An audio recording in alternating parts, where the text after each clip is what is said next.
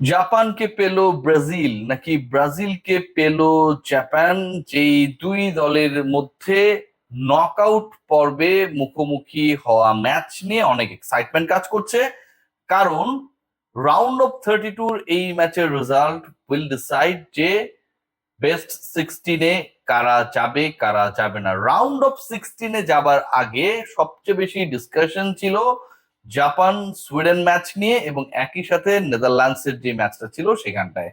তো নেদারল্যান্ডস তারা হচ্ছে স্ট্রেইট উইন পেয়েছে, সুইডেন জাপান ড্র করেছে এবং এই ড্র এর ফলে end of the day Brazil এবং জাপান এই দল মুখোমুখি হবার যেই প্লট, যেটা এক্সপেক্টেড প্লট ছিল, সেটা ফাইনালাইজ হয়ে গেছে। এখন গুরুত্বপূর্ণ আলোচনার জায়গা যে ব্রাজিল আসলে কতটা সহজ প্রতিপক্ষ পেল, জাপান কতটা কঠিন চ্যালেঞ্জে পড়লো, সেই ডিসকাশন যদি করতে চাই আপনাদের সাথে, তাহলে কিছু ব্যাপার আমার কাছে মনে হয় যে very much important to discuss. সেখানটায় একটু অতীতে ফিরে যেতে হবে, যেটা কিছুটা হলেও ভয় দেখায় আবার কাউকে কাউকে ইন্সপায়ার করে। Definitely I will discuss the issues and the thumbnail I have given regarding Argentina. Argentina আলোচনাটা আমি আসছি, তবে ব্রাজিল এবং জাপানের রাউন্ড অফ 32 যে ম্যাচ, সেই ম্যাচটাকে ঘিরে শঙ্কার জায়গাটা সবার আগে ক্লিয়ার করাটা দরকার। শঙ্কার জায়গা কোথায়? সবশেষ এই দুই দল যখন মুখোমুখি হয়েছিল, এবার আপনারা সবাই জানেন যে এশিয়ার super power Japan, they are playing fabulous football এবং এটা নিয়ে খুব বেশি ডাউট কারোর মধ্যে নেই।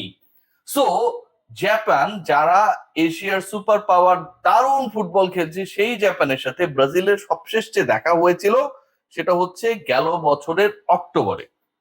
স্পেসিফিক ডেডলাইন বললে 14 অক্টোবর 2025। এবং সেই ম্যাচে interestingly Japan they were the winner. ব্রাজিলের বিপক্ষে, 5বারের ওয়ার্ল্ড কাপ চ্যাম্পিয়নদের বিপক্ষে 14 অক্টোবর 2025-এ যেই ম্যাচে মুখোমুখি হয়েছিল জাপান, সেই ম্যাচে ব্রাজিল 3-2 গোলে ডিফিটেড হয়েছিল। এর মানে এই না যে প্রত্যেকটা দেখায়, প্রত্যেকটা হেড টু হেডে এসেই জাপান ব্রাজিলকে হারিয়ে দেবে। ডেফিনেটলি সেটা ভাবার কোনো কারণ নেই। একই সাথে এই মুহূর্তের ব্রাজিল যতটা আসলে আমার কাছে মনে হয় যে সাম্বার ছন্দে ছুটছে, এবং একই সাথে নেইমার 76 মিনিটে নেমেছিল, পরের ম্যাচে হয়তো আরো আগে নামবে।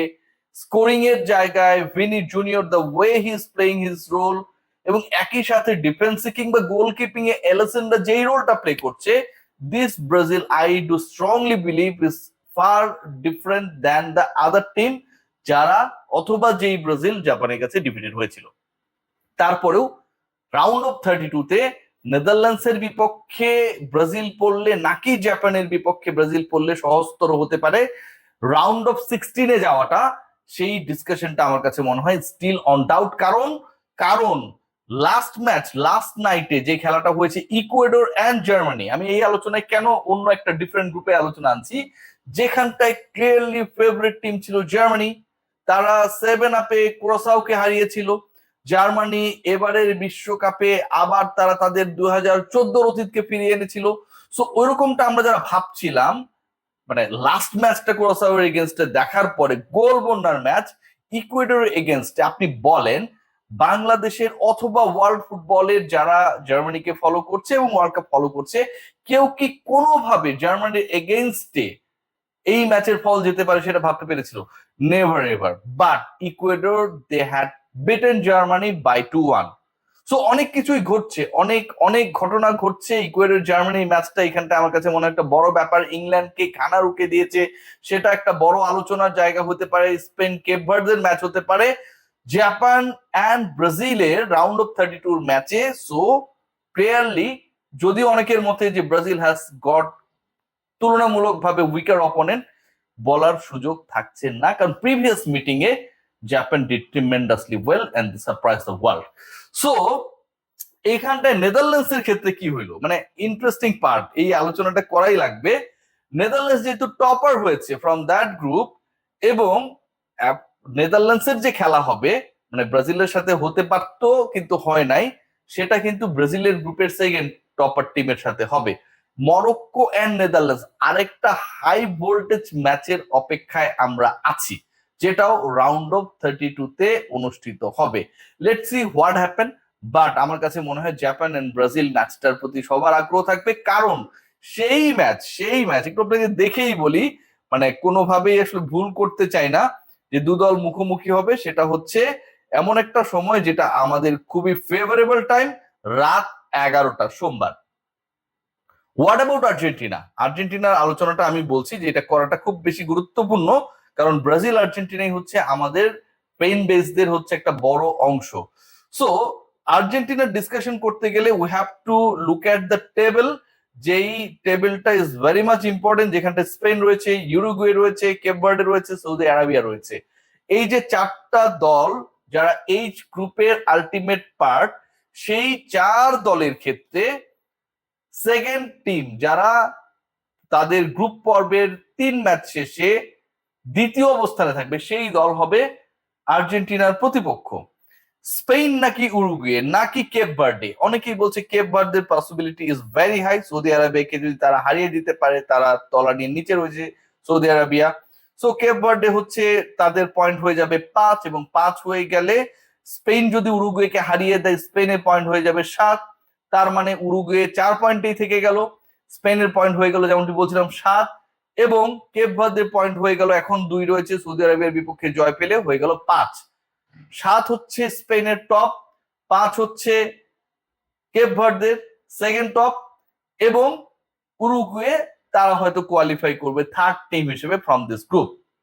কেপ ভার্দের বিপক্ষে আর্জেন্টিনার রাউন্ড অফ 32 পড়তে যাচ্ছে প্রেডিকশনস অনুযায়ী, অনেকের মত তাই, কিন্তু সেটা হওয়ার চান্স আসলে কতটুকু?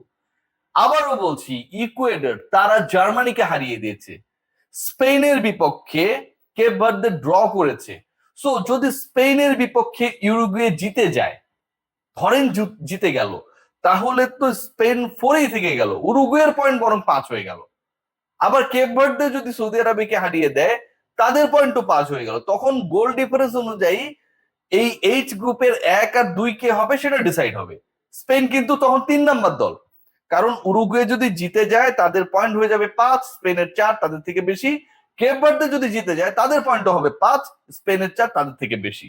So it's going to be very very crucial আমার কাছে মনে হয়, যে এই গ্রুপের রেজাল্টটা আসলে কোন দিকে যায় আগে থেকে প্রেডিক্ট করার কোনো সুযোগ নেই। এবং সেই সুযোগটা কেন নেই আমি আপনাদেরকে এক্সাম্পল দিয়ে বুঝিয়ে দিয়েছি, যে ইকুয়েডর জার্মানিকে হারিয়ে দিয়েছে। এবং ইন্টারেস্টিং পার্ট সেটা হচ্ছে যে এবারের ওয়ার্ল্ড কাপে আলটিমেটলি এমন কিছু কিছু ঘটনা ঘটছে যেটা আনএক্সপেক্টেড। 7-আপে জেতার পরে জার্মানি পরের ম্যাচ ইকুয়েডরের বিপক্ষে হেরে যাবে, no one expect that, but সেটা হয়েছে। সো ইউরোগিয়ে যদি কোনোভাবে বাই এনি চান্স স্পেনকে আটকে দেয়, তাহলে কিন্তু সিনারিওটা চেঞ্জ হয়ে যেতে পারে। Let's see what happen. But Brazil এবং জাপান ফাইনালিস্ট হয়ে গেছে। It's not going to be a very easier game, কারণ জাপান ব্রাজিল লাস্ট যে ম্যাচটা খেলেছিল 2025-এর 14 অক্টোবরে, সেই ম্যাচে জাপান ইন্টারন্যাশনাল ফ্রেন্ডলিতে 3-2-তে ব্রাজিলকে ডিফিট করেছিল, and that is going to be their biggest inspirement before that match. আর এইচ গ্রুপের সেকেন্ড যে দলটা হবে তার প্রতি আমাদের সর্বাধিক চোখ থাকছে, কারণ আর্জেন্টিনা ব্রাজিল যেমন রাউন্ড অফ 32-তে জাপানের মুখোমুখি হবে, ওই দ্বিতীয় দল এইচ গ্রুপের দ্বিতীয় দলের মুখোমুখি হবে রাউন্ড অফ 32-তে। Let's see what happen. সবাই ভালো থাকবেন, টেক গ্রেট কেয়ার।